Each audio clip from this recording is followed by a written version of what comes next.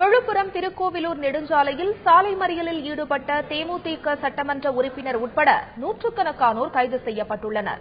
விழுப்புரம் திருக்கோவிலூர் நெடுஞ்சாலையில் உள்ள ஆயந்தூர் சாலையை சீரமைக்க கோரி மறியல் போராட்டம் நடத்தப்பட்டது. கடந்த 10 ஆண்டுகளாக இந்த சாலை சீரமைக்கப்படவில்லை என்று போராட்டத்தில் ஈடுபட்டவர்கள் குற்றம் சாட்டினர். சாலையை உடனடியாக சரி செய்ய வலியுறுத்தி சாலை மறியலில் ஈடுபட்ட திருக்கோவிலூர் தேமுதிக சட்டமன்ற உறுப்பினர் வெங்கடேசன் உட்பட நூற்றுக்கணக்கானோர் கைது செய்யப்பட்டுள்ளனர். ஆயந்தூரிலிருந்து அரகண்டநல்லூர் வரையிலே 18,5 கிலோமீட்டர் நீளமுள்ள சாலை இது. இந்த சாலையிலே 17,5 கிலோமீட்டர் போடப்பட்டிருக்கிறது. 1 கிலோமீட்டர் அந்த மதிப்பீட்டிலே இல்லை, அந்த டிவிஷன்ல நாங்க ஒதுக்கல, அந்த நீளம் எங்களுக்கு அளவிலேயே வரலன்னு சொல்லி சொல்றாங்க. தொடர்ந்து 10 வருட காலமாக அந்த 1 கிலோமீட்டர் சாலை போடப்படாமல் புறக்கணிக்கப்பட்டு வருகிறது.